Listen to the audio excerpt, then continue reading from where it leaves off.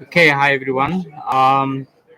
Thank you for being patient and for joining in at this time. I know it's a bit late as well. I just needed to set up everything. Can you guys please let me know in the chat box whether you guys can hear me? So just so that I know that I'm audible and that you guys can hear me and all of that, because that's going to be the my main way of communicating with you guys. Okay. I see some of you are coming in and out of the live, so just want to make sure that um, you guys can hear. Yeah, you wouldn't be able to see me right now. The reason is because I'm on the coffee shop Wi-Fi. I put a voice note in the group where I don't have power at home at the moment because of load shedding, so I had to do this off-site. So I can switch on to my camera for a little bit, but then I don't know how good the Wi-Fi is, so I don't want it to disconnect. So I figured that it would be better if I can just, if you guys can hear me at least for the moment, then that would at least be good enough. Okay. The biggest issue that we're going to look at, like I said, is our preliminary engagement activities. I think I've touched on that in quite a bit of detail. What I want you guys to do is in the comments or in the chat box, I would like you guys to interact there as much as you can, right? Because that's obviously using YouTube Live. That's the best way I can actually interact at this point, right? Given my connection, being on this Wi-Fi. So please be as interactive as possible. Ask as many questions as you can, because that's how you're gonna learn. Okay. So what we're gonna do is there's no slides and stuff for this, per se, because the way this gets done is that slides are not really things that you can take into your exam. So they're good for learning at the very very beginning maybe, but when it comes close to exam time, to start going through your slides, which are often very basic, it doesn't do much justice to your exam preparation. So how many of you feel like that? That um, you know, yeah, it is a bit distracting, but that's the quietest I could get for now. So if you guys do struggle to hear me, just let me know. Hopefully, it will sort of die down. But this is it's as quiet a place as I could get. So I do apologize for that. But hopefully, I'll make up for it during the session. But if you guys really, really do struggle to hear me, then let me know. Okay. So, like I was saying, that when it comes to studying auditing, what is the biggest issue for you guys outright? Most students are already have given me somewhat of a feel, I guess, for what the issues generally are and what the issues technically, end up being. But what do you guys specifically struggle with?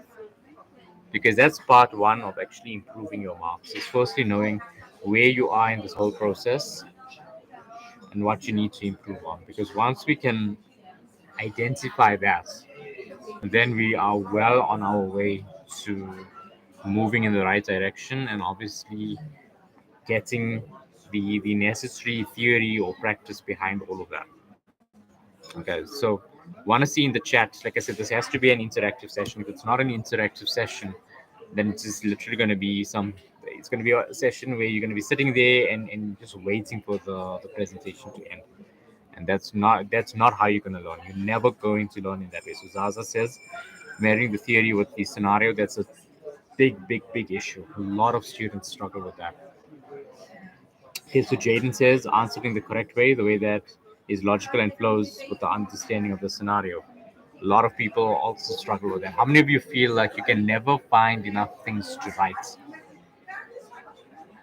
Like, give me a thumbs up if you guys feel that way. Like, when it comes to writing things, you feel like, you just, for some reason, missed out on all of that information, and you're like, well, I never thought of that.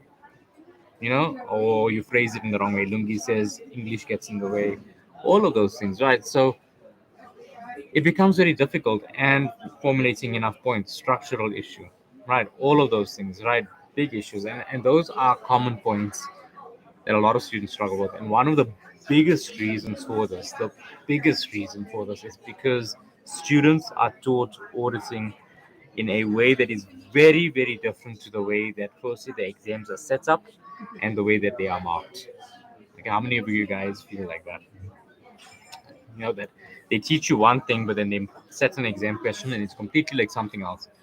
And even the way you answer it is like, well, hang on, our slides didn't say this, our notes didn't say this, so how does it make sense? It's like whether you actually attended the lecture for the module or not. It's like you pretty much feel like it made absolutely no difference.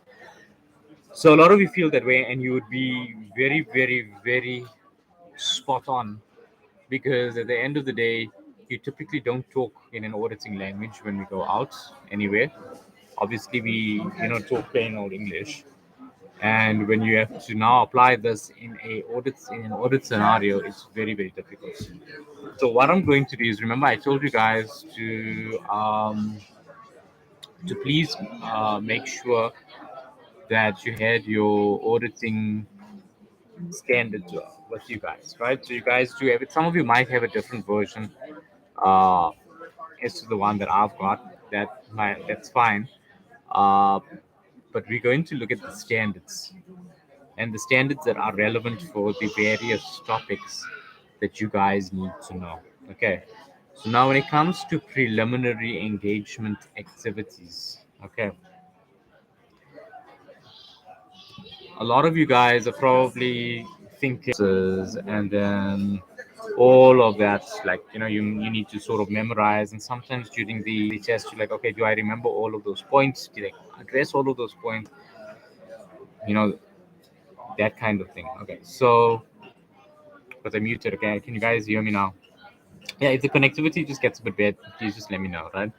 So, like I was saying that, okay, you guys do have your auditing standards ready, and like I was saying that if you guys do preliminary engagement activities, you taught a certain structure, right? That you must start off with the whole assessing the legal vacancy, and then if there is a legal vacancy, then you're looking at assessing the integrity of management, and then whether you have the skills, competence, and resources available for the audit, that kind of thing, right? So all of that is great, it's wonderful,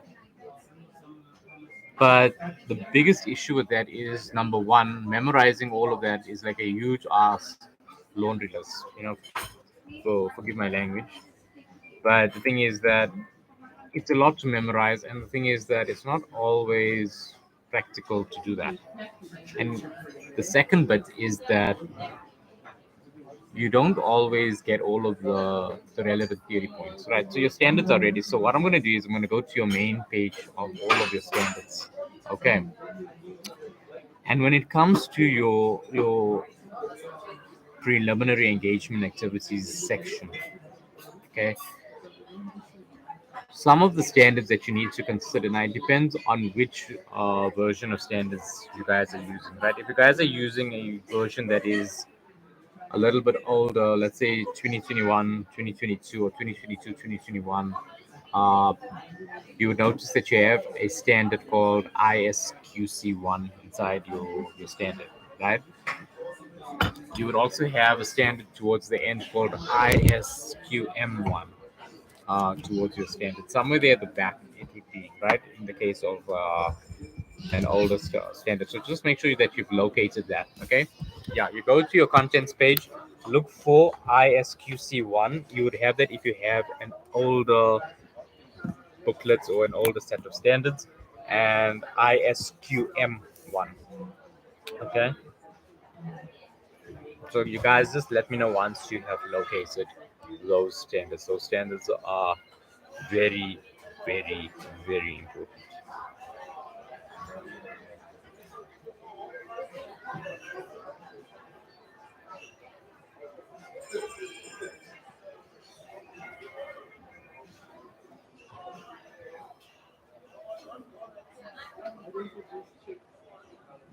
Okay, are you guys finding it? Please share pic. Okay, so let me try and send you guys a picture in the group. You see ISQ. Okay, so if you see ISQC1, it means that you have an older version. It means that you have an older version of the book, so that's fine. Um, there would be ISQM1 as well. ISQM1 would be towards the back if you have an older standard. Maybe even if you have a newer standard, right? So it would be after all of your IAS standards, and it would just be like right to the back. But look at it's only on your contents page. Okay, so Rita Bile, you probably have the latest set of standards.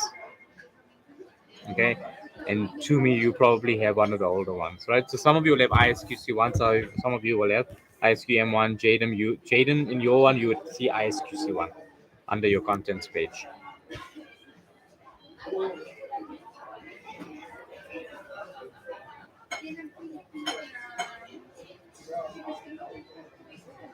Okay, got it. Right. So just give me an indication of how many of you have it or don't have it, or anyone if you're still struggling, let me know. I'm just going to give you guys a minute. You don't have to have both, right? You're gonna if you have an older standard, you'll have both because the older standard has both. If you have a newer standard, you'll only have ISQ M1.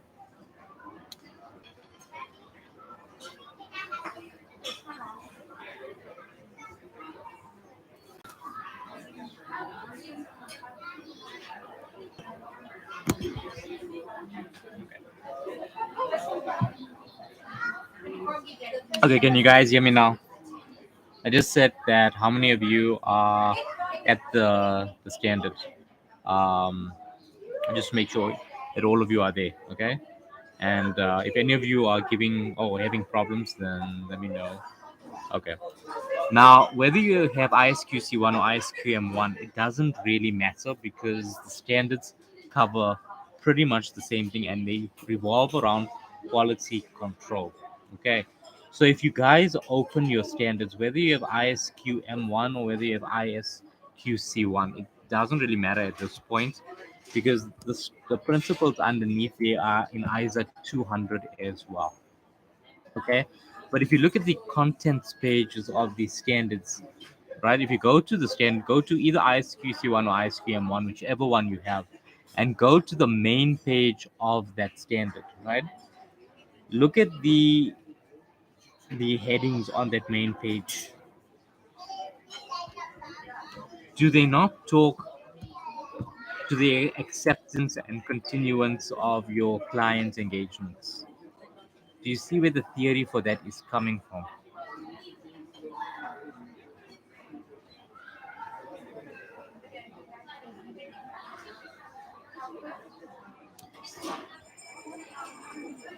Okay.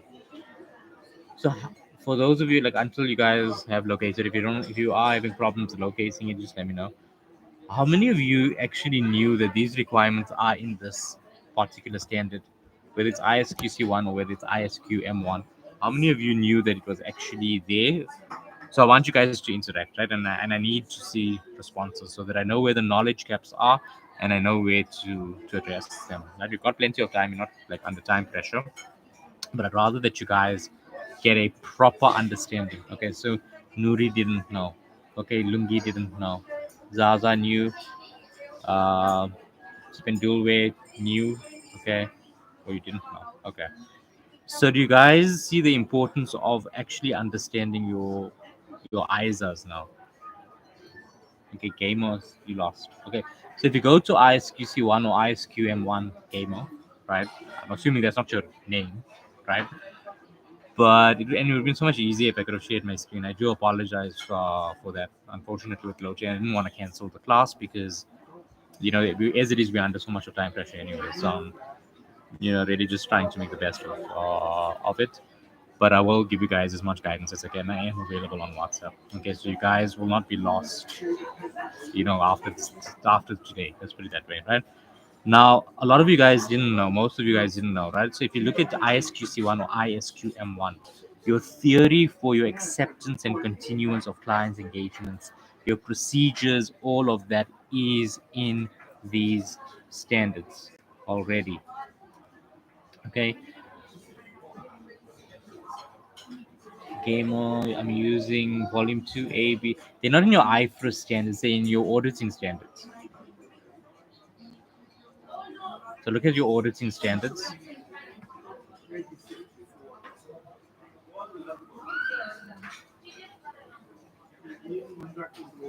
And make sure you've located it. If you don't find it there, then just send me a picture on WhatsApp of what it is that you're looking at, and then I'll help you there because I don't want to hold the entire class up. Okay. So now ISQM1 is the standard that is currently effective, right? ISQC1 was phased out. So, but the standards effectively cover the same thing. So if you have the older book, you have the benefit of having ISQC1 and ISQM1 because the older book actually has the new standard in there. It just has it under a section that says that it's not yet effective. You guys would have noticed that. Okay. Then with ISQM1, that will be standard in your newer books. Now, when you go to those standards, any theory question that you get regarding your preliminary engagement activities, all your concerns, your considerations, etc., are in there. Okay, gamers. So that would be in volume 2A, I think. Okay. Again, I see your friends have said that as well, right? So that standard, I don't know whether you guys have it flagged as yet or not, but make sure that you do because if you read through the standard, I'm not going to read through that now because some of you have ISQM1, some of you have ISQC1. I'll go through ISA 200 because it's the same detail there again. And I'm going to show you just how powerful it is to make use of the standards, right? Now, when we start off with our preliminary engagement activities, now you guys don't have to worry too much about ISQM1 or ISQC1 right now. This is just to make you guys aware of the fact that they are there and that you can use that and you should be using them. But let's say you don't know how to use them because they are quite long and you want to just get on with it. What will happen is that next best option is to go to ISA 200. Now, all of you have ISA 200, right? So I want you all to go to ISA 200 now. Yeah, I am still speaking. So just let me know if it gets like disconnected at any time, or if I must repeat something. Anytime if I get disconnected, just let me know. What was the last thing that you heard?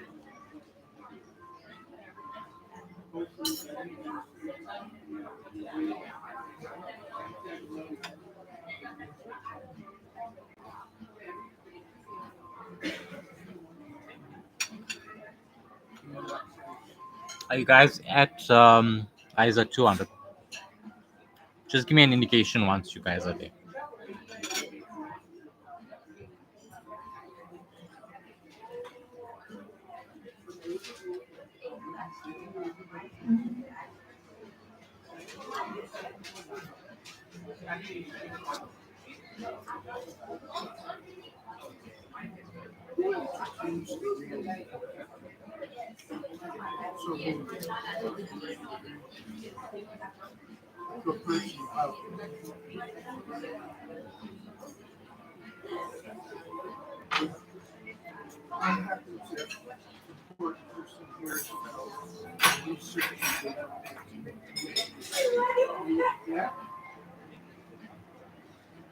Okay, I'm assuming you guys are there, right?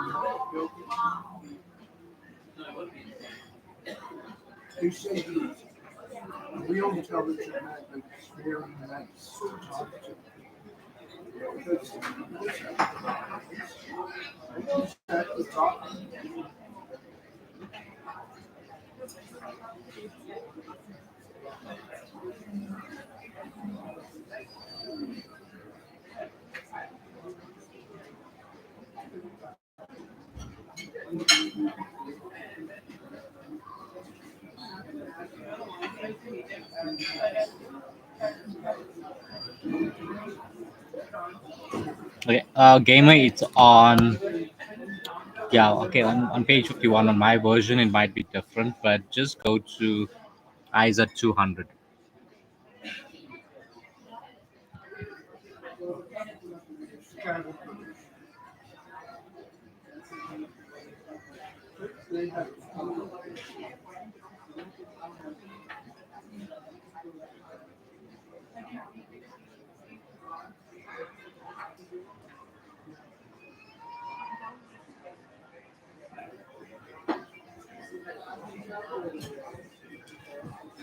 Okay, just let me know when you're there, gamer.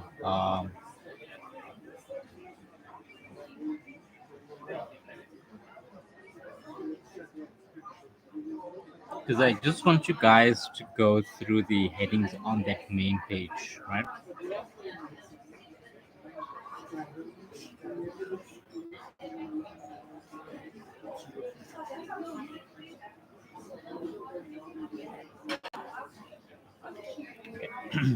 The game is Isaac 200. I can't keep the class up. I need to move on. If you are having problems, so just WhatsApp me. Okay. Now, when you guys look at that contents page, right, or the main page, which is the contents page, look at the requirements that says overall objectives of the independent auditor and the conduct of an audit in accordance with international standards of auditing. So, the introduction, all of that stuff, that's not your main issue. Your main issue is where we look at the requirements. So let's look at the first one: ethical requirements relating to an audit of financial statements, professional skepticism, professional judgment, sufficient appropriate audit evidence and audit risk, conduct of an audit in accordance with the ISAs. Right. So these things are also things that you need to take into account when it is that you are doing your preliminary engagement activities, right? They don't always get specifically told to you your 2HR to 220. Doesn't make sense for that to happen. Um, okay, then game up, check, go through your standards and see which one it's at, but it shouldn't be starting with 220. That's a bit of an odd one. Okay, but getting back to what I was saying, guys, these things. So obviously, the ethical requirements we do take into consideration, right? The professional skepticism, professional judgment, um, the sufficient appropriate audit evidence and audit risk. We take that into account at a later stage, and the conduct of an audit in accordance with the ISAs. That also we take into account at a later stage, right? But looking at our ethical requirements, right? So if we go to paragraph 14, is the complying with the ethical requirements, is that not part of our preliminary engagement activity? Correct, but they are important as filler marks or as marks that will just sort of you know um, gain you that one or two, maybe even 3 marks extra to sort of get you over the line, because they don't think about these things like, okay, professional skepticism, professional judgment, but it's implied that you need to comply with this. So when you have an answer, right, you wouldn't copy and paste it verbatim, right? So if you look at paragraph 14, right, if they ask you considerations and whatnot, you're not going to just write it as how the standard has it, that the auditor should consider whether they can comply with ethical requirement or shall consider. You would rephrase it in such a way that you say, I would consider as the auditor whether I can comply with the relevant ethical requirements relating to independence, yada yada yada. But you guys were, remember, a lot of you were saying that the English escapes you.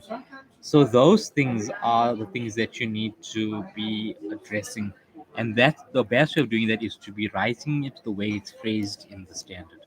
Okay, so these ones are our simple ones, because whenever you start off, okay, if you look at the thing in paragraph 14, right, with regards to considering your ethical requirements, I'm just giving this as an example, okay, because I'm going to teach you guys how it is that you answer your questions, or how you phrase your answers in the ISS. Because a lot of you guys, I think, like, the English is like, escaping you guys and whatnot. So if we go to paragraph 14, right, like, you guys are there.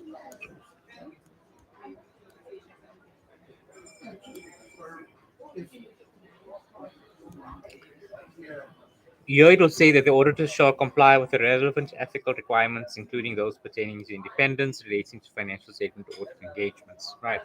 So that is a requirement. Now, you will not write it exactly like this in HS. So remember, when you're doing preliminary engagement activities, your ethical requirements are one of the things you will consider, right?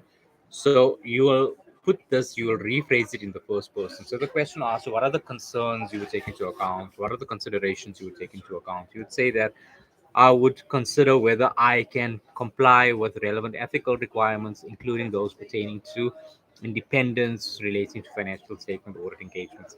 If they ask it in the form of a third person, let's say Mr. Auditor, and then you must now evaluate his actions or whatever, or you should evaluate whether you should have accepted the client or not, and you're doing that whole preliminary engagement activities thing, then you will say that Mr. A should have considered whether he could comply with the relevant ethical requirements, etc., etc. But you also take into account professional skepticism and professional judgment when you are doing that. So you will say that Mr. A should consider whether he can plan and perform the audit with professional skepticism, recognizing that circumstances may exist that cause the financial statements to be materially misstated. So these are like some of your general marks that would get missed under your preliminary engagement activities, which don't always get shown. Now, what I want you guys to do is to go, this is just something to keep in mind, right? So ISO 200 is not just there for show. It is there because at the end of the day, these are like, professional skepticism and whatnot. You often don't find those getting taught as part of your preliminary engagement activities. They just assume. But then when you have the memorandum, suddenly it counts for marks. So these points there, remember always when you have a preliminary engagement activities question, these are considerations you must take into account as well. Are you guys clear on that? And you would write this as such in the preliminary engagement activities question. Okay. Okay, gamer. Look, speak to me on WhatsApp. Um, then I can try and assist you there. Okay. When we speak about ethical requirements, are we looking at the integrity of the client or independence of the auditor? The auditor. That's why I wanted you to go to ISO 200, because ISO 200 is talking about ethical requirements from the perspective of who? From the auditor. It's saying the auditor shall, and then talks about that. You guys notice that?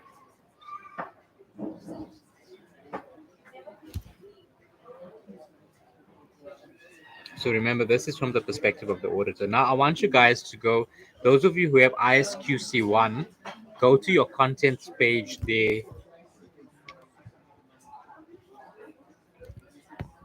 And then those of you who have ISQM1 will do that now as well. But I want to look at, if you have ISQC1, first go to ISQC1. And then let me know when you guys are there.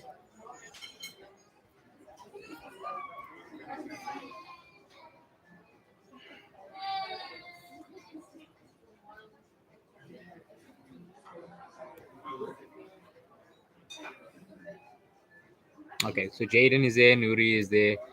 Okay, so you guys are all at ISQC1.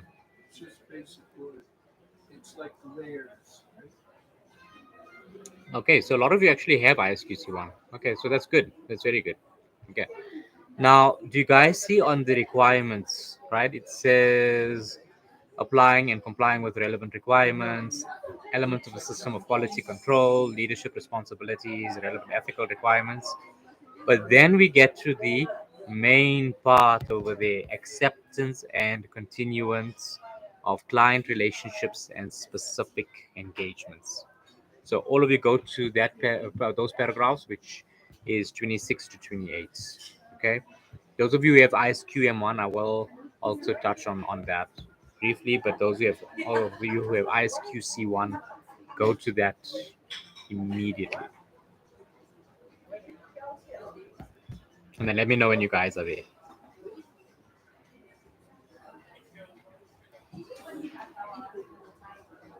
Audit program, that is still coming to your planning and stuff. That's and more advanced phase of planning, not even here yet. So you wouldn't do that now. Am I not audible to all of you, or is it just sip and do it? Okay. So do you guys see that it says that the firm shall establish policies and procedures for the acceptance and continuance? And then do you see after that, right? Paragraph 26A. Is that not what we normally look at, right? Whether the auditor is competent to perform the engagement and has the capabilities, including the time and resources to do so, whether he can comply with relevant ethical requirements, and whether he has considered the integrity of the client.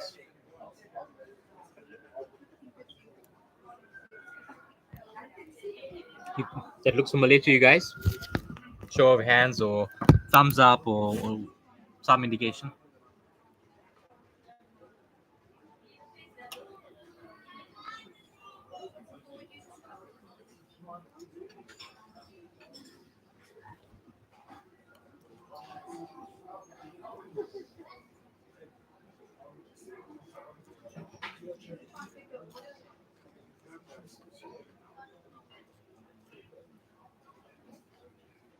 Okay, so that does look familiar.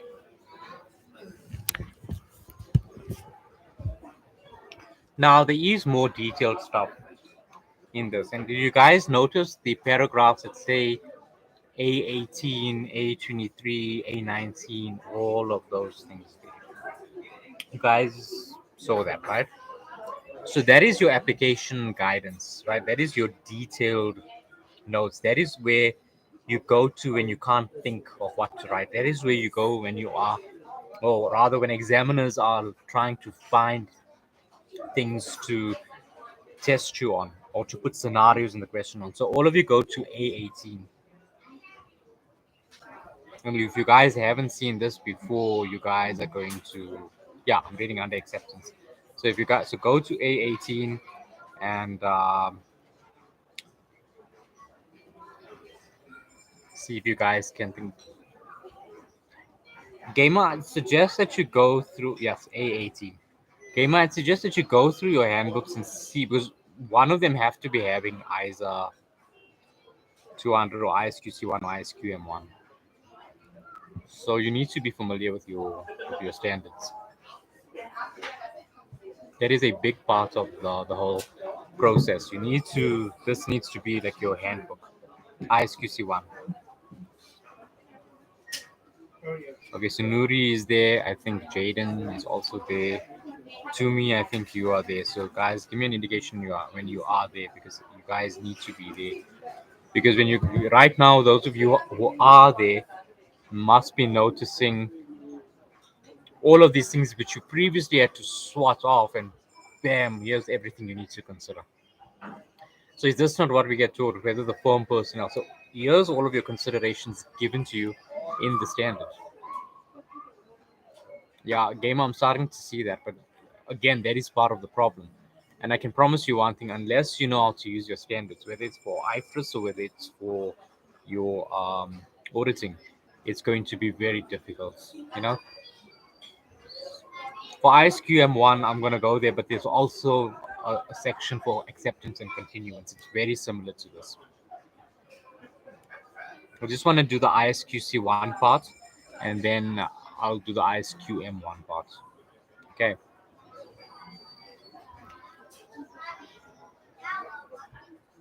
But if you want to go ahead and look for it, Sharon, you can, because the data or information is pretty much the same, right? So, so what would you consider? The question I will always ask you, what are the considerations you could take into account or discuss your considerations? So, how would you answer? I would take consideration of whether the firm has the competence, capabilities, and resources to undertake the engagement. That's how you would answer it. So, you don't need to copy this exact, and you shouldn't copy it exact. But the idea is, do you guys see how the phrasing is? Now, doesn't this look like what is in your memo? Because surely it sounds like how your memorandums are, right? Or if you had a tutorial or whatever that was done, the memorandum sounds like this. Okay, guys, I'm going to do ISQC1 first, and then I'm going to go to ISQM1 after that. Okay, so right now it's first on ISQC1, then we're going to go to ISQM1 because everyone doesn't have the same set of standards. So I have to address both. Okay.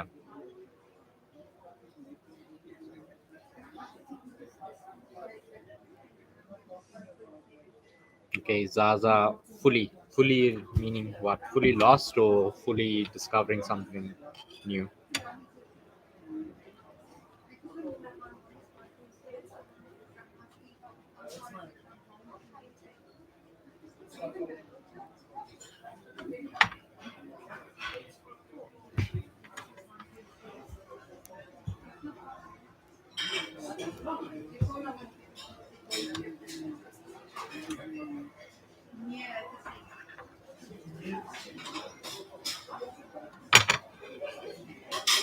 Okay, Zaza, are you still with us? Because you just said fully, so I just want to know, are you fully lost or are you on the same page? Third heading doesn't really matter, but I would say that you can consider this. You can follow the structure that's given here. It's not going to be marked wrong. Okay. Now look at the next one, A19, integrity of the client. So remember, we can answer this by using the subheadings as our heading in the question. So we can say competence, capabilities, and resources, and then write down the introductory paragraph under paragraph A18, and then consider all of these things, whether the firm have the knowledge of the relevant industry, whether they have experience, whether they have sufficient personnel, whether experts are available, whether they are individuals. So my advice is that number one, this is in the ISA. You make this your checklist to evaluate whether there are any concerns that indicate that the firm does not have knowledge of the relevant industries. So what you would do is you would say, and there would be some indication of this. So let's say that they tell you in the question, right? And you guys sort of notice they'll always tell you that you are an auditor of ABC Incorporated, and they'll tell you it's a medium-sized audit firm, something like that, right? I don't know if you guys have noticed that, and if you guys have noticed that, please comment. If you guys have not noticed that, then also just say yes, I have, no, I haven't, right? They usually give you the size of the audit firm, right? Then they might tell you what the firm is specializing in. So they might say our audit firm specializes in the audit of clients in the mining industry, or clients in the retail industry, or clients in the communication industry. How many of you have noticed that? Number one, always the size of the client, not the client, but the size of the audit firm is given. And number two, generally they might give you the industry that the client that the audit firm is very specialized in. So the reason that they do that is because if the firm is a small or medium sized audit firm, one of the concerns automatically are that the firm personnel might not have knowledge of the relevant industries or subject matters because the firm is medium to small, so it might not have been exposed to all of those industries. So that is why they give you that information. That is the relevance of that information. Okay, I hope you guys learned something new with that.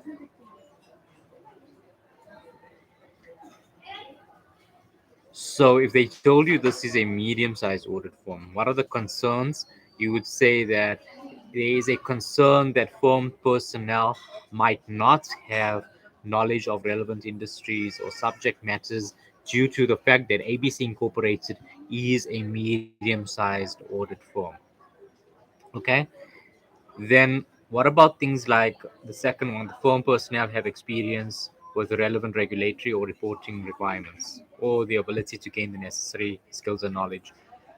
So let's say we say our firm personnel, they tell us we get our firm personnel from China, or our firm personnel are trainee accountants, or our firm personnel are, first time auditors. Anything just talking around that, right? Is this not a concern that they don't have experience with relevant reporting, or rather with relevant regulatory or reporting requirements?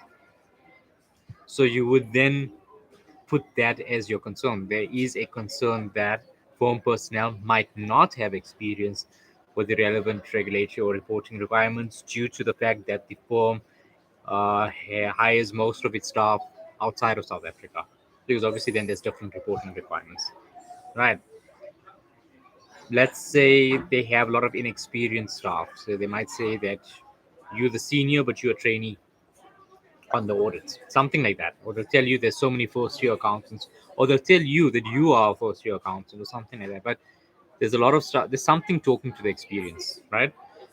So this is their way of showing that there is a concern that you might not have necessary skills or experience or competence. So what you would say is there is a concern that the firm might not have sufficient personnel with the necessary competence and capabilities due to the fact that majority of the audit team is made up of first year trainees, for example, or made up of staff members who've never audited the clients, in the telecommunications industry.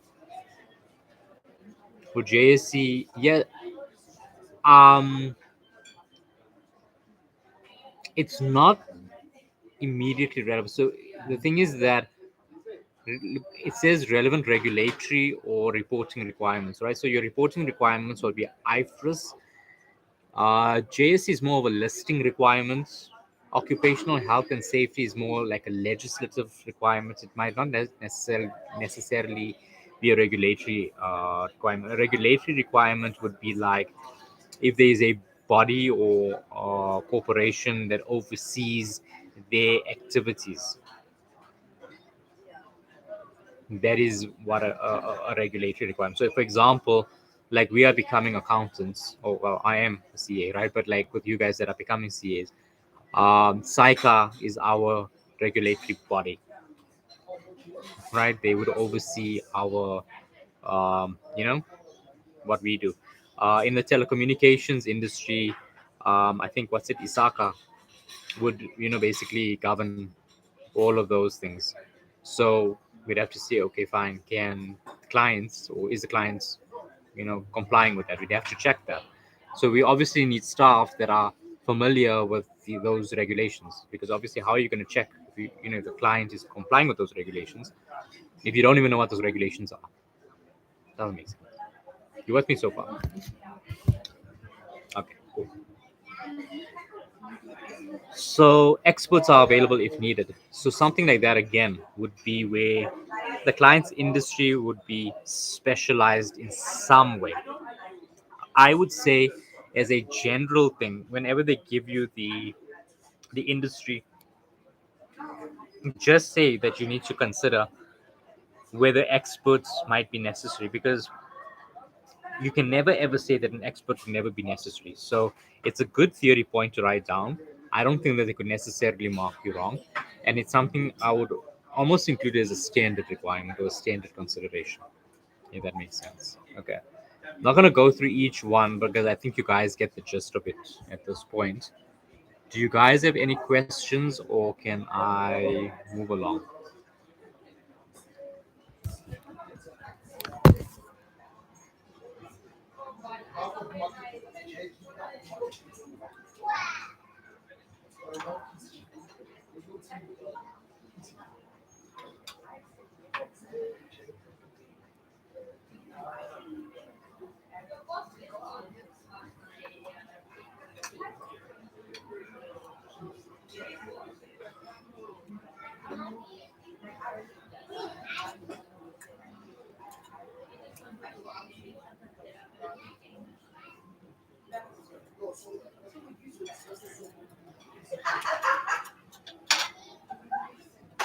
Okay, cool. So if you look at the next one, you look at A19, integrity of the client. Now remember, this is of the client, the client's management.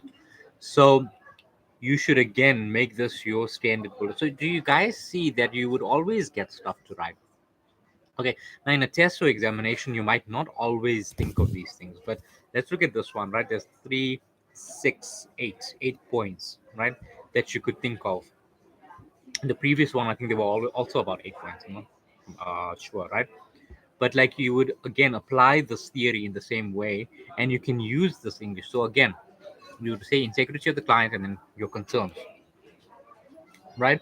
They are concerns relating to the identity and business reputation of the client's principal owners, key managements, those charged with governance. Because you could say as per the information, the directors have been involved in fraud, or the financial director was, in a legal case, or it was some sort of scandal relating to him, or he was arrested for some other reason, or they were caught, doing illegal dumping, something like that. Then the nature of the client's operations, including its business activities, you can say that there are some concerns regarding the nature of the client's operations due to the fact that the client operates, let's say, in the gambling industry, that kind of thing. Let's say indications of an inappropriate limitation of scope. Uh, Considerations, you'd say that there is a concern that there may be an indication of an inappropriate limitation in the scope of work, or limitation of scope is even good enough if you just say it like that, due to the fact that the client, said that we cannot audit certain components, or the client does not want us at a certain site, or the client withheld certain information from us, or they putting a severe deadline in, that kind of thing. So do you guys see how you basically get your information in your thing? Second last point in A18, can I make an example? Let me go back.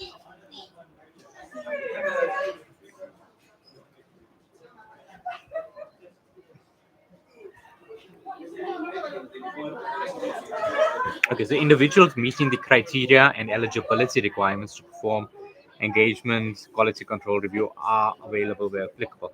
So an example of this you could say is where, let's say the firm is a medium-sized firm or a small firm, right?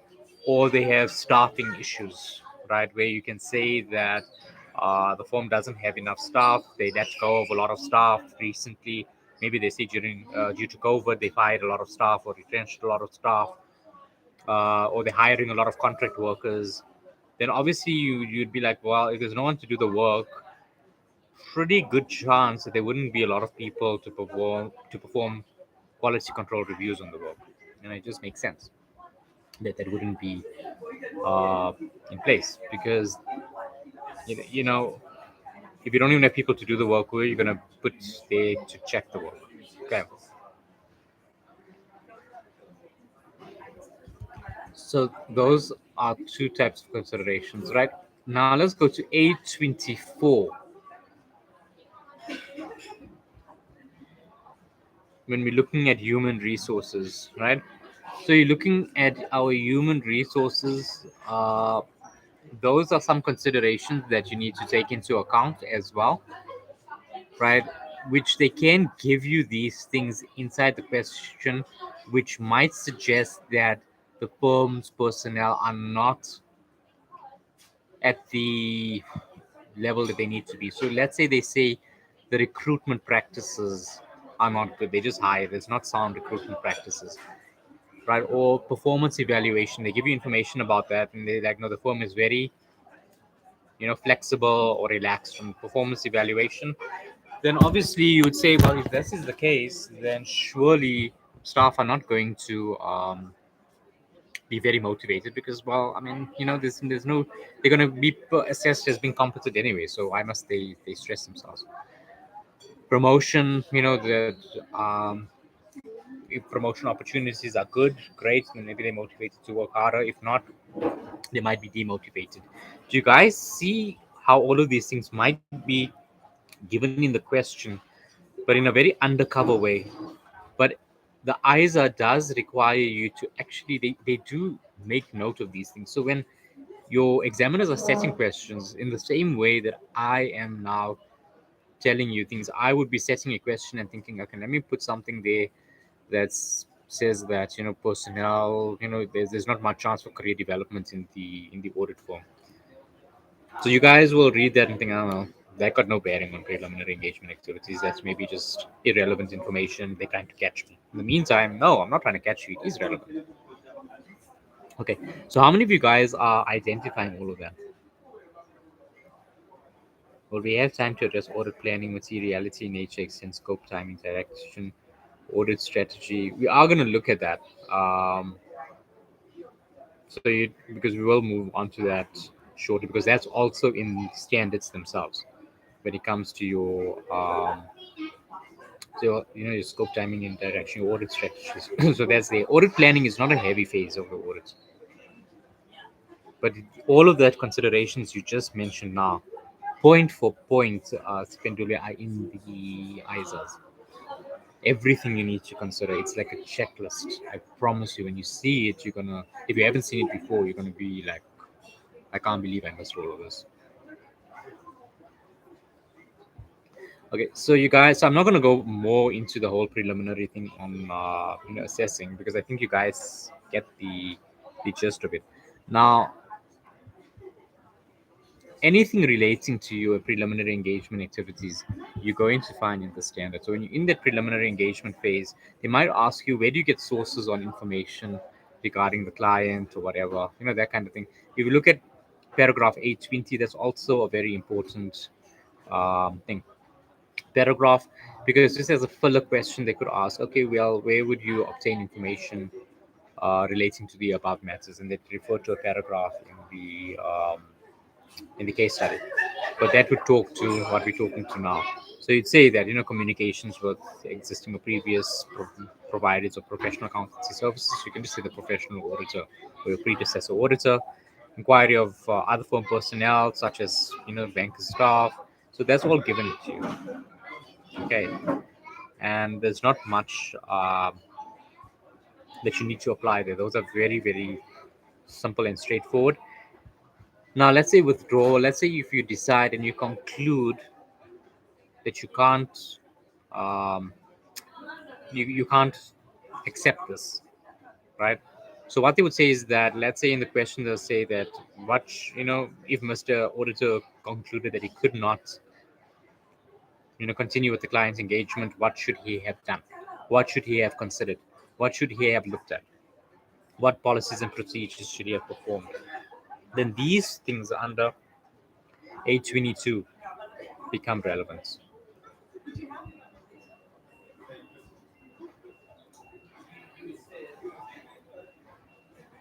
Okay. Now we're still on ISQCM1.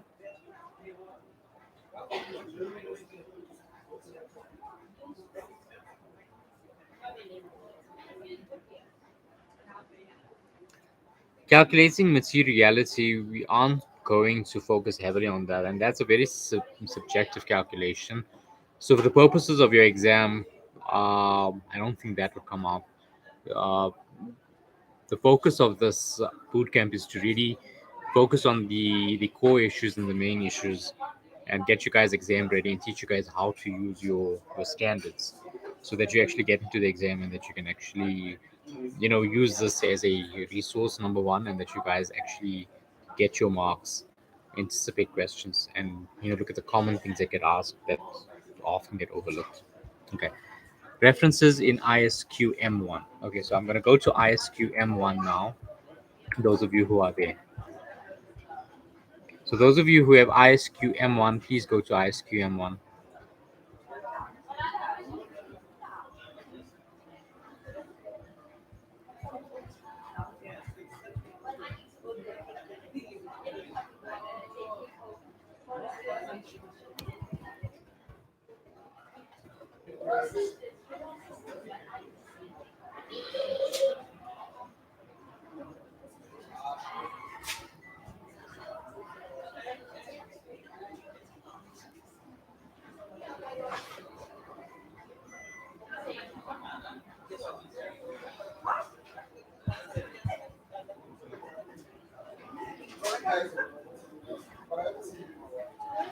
Yeah, you guys at ISQM1, those of you who have it. So those of you who don't have it, you don't have to worry about that.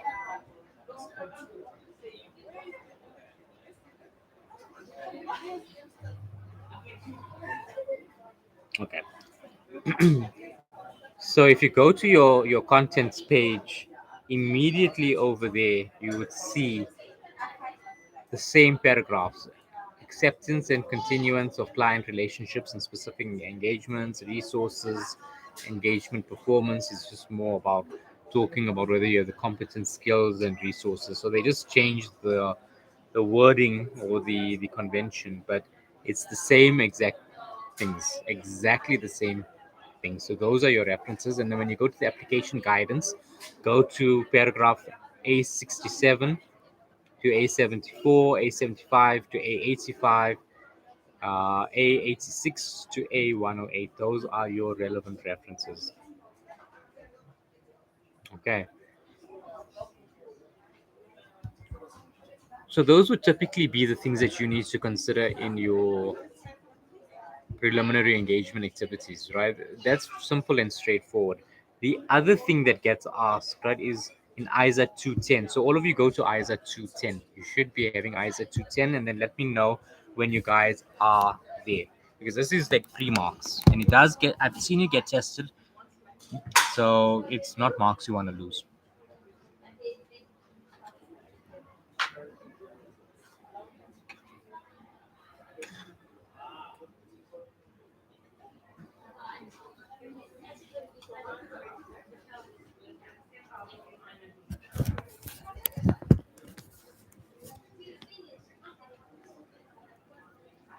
Okay.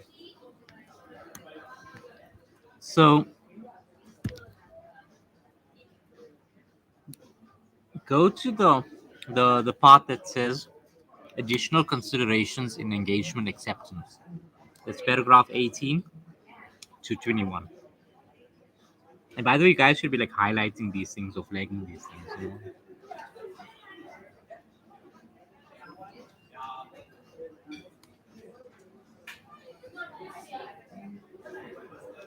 So these are specific considerations also that you take into account during your preliminary engagements activities. Karita Beat, I'll have to flip back onto that, but I'm on ISA 210 now. So what I'll do is I'll just WhatsApp you the references, right? So go to 18 to 21. Do you see additional considerations? So do you see how much you guys unknowingly miss in a question? I see someone saying, "Oh yes."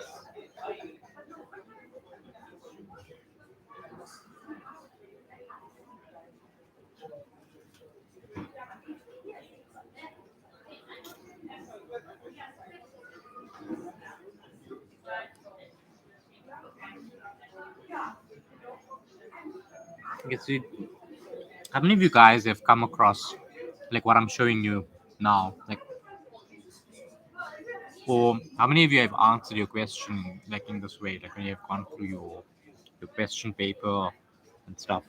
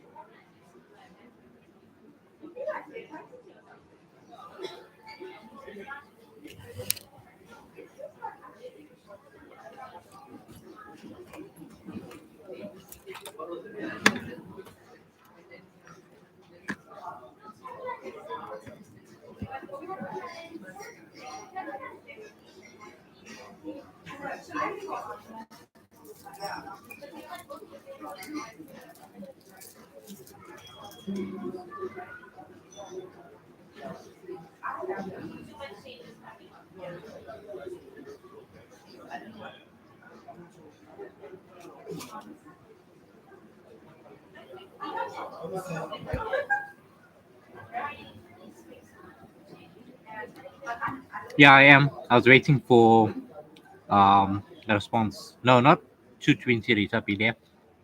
We're on 210. Paragraph 18 on 210. Let me just type it.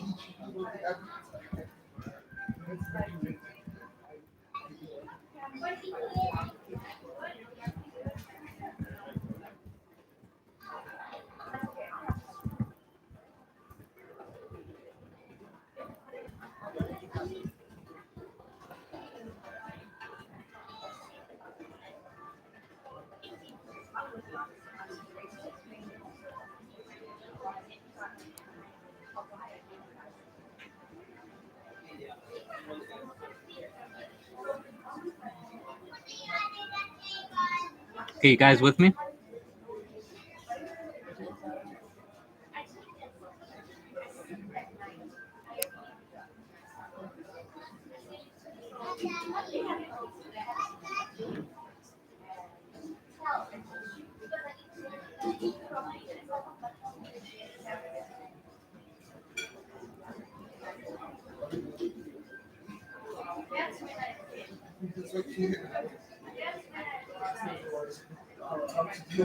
Okay, cool. Now, the application guidance paragraphs referring to that are all also very relevant. Okay, so make sure that you consider those as well. I'm not going to go through them in detail because I want us to get into planning, and I think that you guys pretty much get the gist of what you're supposed to be doing and how you're supposed to be sort of answering your question or structuring it. But do you guys see the triggers that now if you go through your practice questions or your whatever you guys get as material, how many of these things actually get pulled out from the standards? So it's not like your lecturers have to think of something from scratch all the time. These scenarios are in the standards. Yeah, the session will be available. That's why I did it on YouTube live as well, because it saves the live stream, and then immediately once the live stream is available, um, you guys will be able to watch it. Okay, so it will be there, and you guys can watch it. Okay, so don't whereas on Teams and stuff, it does take a little bit of time, and I don't want to keep you guys waiting. So you know, normally I don't like the rushed sessions because you don't ever get to go in depth as what you'd like. But I think we're doing a pretty good job of breaking down preliminary engagement activities, potentially in a way that none of you have ever done it before. But I hope you guys are getting a lot of value out of this thus far, because remember, you guys can go with this into the exam. Okay. You can't take your slides in the exam. You can't take auditing notes. You can't take any notes that Milpark is giving you. You can't get notes from your friends at other universities and take that with you. But your ISAs you can. And the ironic thing is that your notes will also contain this from your ISAs. So kind of makes sense to just know where it is in the ISA and take that instead of learning it from your slide or taking your slide. Right. So do you see how powerful it is when you actually understand how to use your ISA? That's the one thing on the identification, but look at how it's phrased. So you don't need to think of this. You don't have to sit there at your desk with the pen in your hand and okay, I know what I want to say, but how do I say it? Because it must sound audity, and it's not sounding like that. It must be in that auditing language, but now it's like now you almost have to like translate it in another language. Like for example, if like my first language is English, but if I want to say something in Afrikaans, I need to think, okay, how do I want to say it, and then say it like that in my head and then say it out. If you guys can follow what I'm saying, like so that's the thing that is like with auditing, but how much of time doesn't that waste? And then you still don't know whether you actually said it. Auditing is like its own language. So you can try and sit and figure it out and put yourself under pressure and not know whether you said the right thing or not. Or bam, you've got the standard as your personal crib note. It's a huge crib note, fair enough. I mean, it's like a weapon. But the thing is that you guys can make complete use of this, and you guys should. And these were one of the things that really boosted my marks for auditing, because when I understood how to use this, I never went back. I never looked at slides, nothing. I didn't want to touch slides because I just used this. And it was like, it's all I needed. And the ironic thing is that you spend so much of money on this and it just collects dust. You just buy it because it comes as part of your set and it's a prescribed book. So how many of you guys feel that way or felt that way before?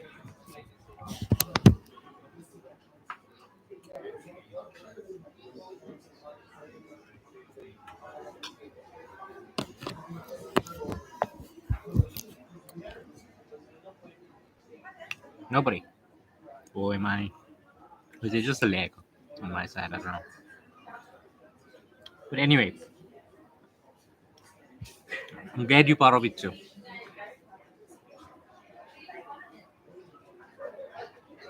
Okay, good. So now the next part is a tricky thing which they can set, which I haven't seen get tested too often. I'll be honest.